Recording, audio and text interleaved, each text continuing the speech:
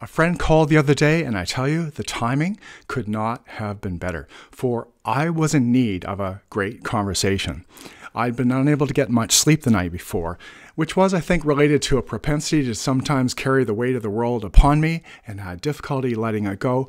I'd had one of those struggles in the night that I've sometimes described as when everything kind of closed in on me. And but not for long, because on the phone was my friend who for the last 35 years has been the best kind of friend. He has a liberating effect upon me, which is that upon conversing with him, I find that thoughts and feelings flow freely. In great conversations with him, I so often find that something I thought I didn't know, I know. Something I didn't think I could say, I end up saying. Something I didn't know I felt, I end up feeling. In other words, he helps me to locate like my best self and to be it. This is some kind of friendship, which is exactly how the great Irish poet and philosopher John O'Donohue described the effect or the upshot of a great conversation. Interviewed by Krista Tippett on NPR on National Public Radio just months before his sudden death 7 years ago, O'Donohue said that in a great conversation, you overhear yourself saying things that you never knew you knew. One of the best lines ever. You overhear yourself saying things that you never knew you knew. In other words, a great conversation is characterized by surprises and by revelations. And one might exclaim in response, "Did I say that? I didn't know I could. I didn't know I could find the words for it. I didn't know that that was in me." So it comes as like a revelation. Another consequence of a great conversation, says O'Donohue, is when you hear yourself receiving from somebody words that absolutely find places within you that you thought you had lost. Which is to say that you suddenly perhaps remember some great memory or recall an insight or even a difficult period in your life that you're now ready to look at with fresh eyes.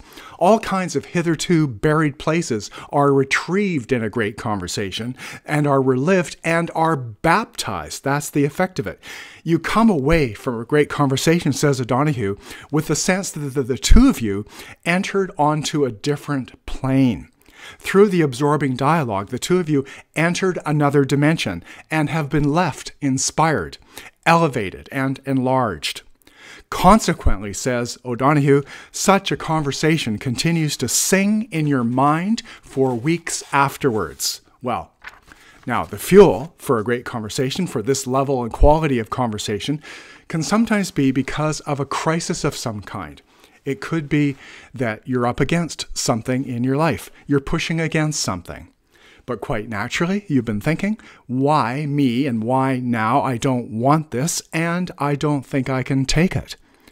But the demon that you're engaging, or the thorn in the flesh that you'd like to be rid of, may actually turn out to be the catalyst for the greatest conversation you've ever had. Like it could even be that the worst thing that you've come up against will catapult you into some kind of liberating communion with another human being, and could as well be instrumental in the realization of both self and God. So the great darkness that you've been pushing against is the darkness that precedes the light breaking through. Now, of course, we tend to think that we prefer not to have to push against anything. We're not very keen to welcome what O'Donohue calls those old notions of growth and development, that we actually need something to push against. Ours might be a protest against this idea that we need something to push against in order to grow. Ours may be the feeling or the wish that growth should just be delivered to us, like without any kind of effort or struggle. We'd like, in other words, the blessing without the struggle. Thank you very much. And we have no interest in climbing Jacob's ladder or in engaging in an all-night wrestling match. But it doesn't work like that. Life doesn't work like that. As the Buddhists say, life is suffering, which is the recognition that this is how it goes or will go before you know it. Expressed differently, the smoothness never lasts for long. And that's because, says O'Donohue, there's a dialectic going on. There's a dialectic going on. There are, O'Donohue explains, all kinds of forces all around us that are not so much kind as existing to be an impetus and spur to growth. which we prefer, as I'm saying, not to be the case. We'd rather that there be a total absence of unkind forces, but regardless of whatever protests we might make, well, there they are, and it's how it is. It's how it goes. As the Saturday night comedy queen Gilda Radner expressed in a book title I read years ago, it's always something. It's always something. There's always something. There's always something to push against. It's the rough around the diamond. And so it's out of that, it's out of the struggle that the beauty comes. The understanding arises, or the beauty comes into play because of the friction within the oyster shell. The pearl emerges from the struggle and not otherwise. As in my experience, there's the struggle in the night, followed by the great conversation the next day. First the struggle, then the breakthrough into communion and understanding. And it may indeed be our greatest need to experience the light that comes from the inspired great conversation. Instead of clashing with other human beings through pointless, divisive monologues, which can so often amount to simply exchanges of talking points, well-rehearsed talking points between each other. Instead of that, you tap into something deeper by actually communing with another searching human being. My real friends were the seekers, says Jacques Luceron in his book, And There Was Light. Jacques describes how he would find that because the entire orientation of his life was the quest for truth, beauty, and goodness, like indeed saturated and bathed in truth, that he says, when people made friends with me, something rather astonishing happened to them. They were no longer satisfied with the kind of truth they were accustomed to. That is, having met Jacques, they could never be the same again. They had tasted something higher.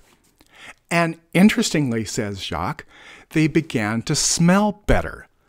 For as he writes in his book, when people do not engage in great conversations, their way of being with each other creates a moral odor.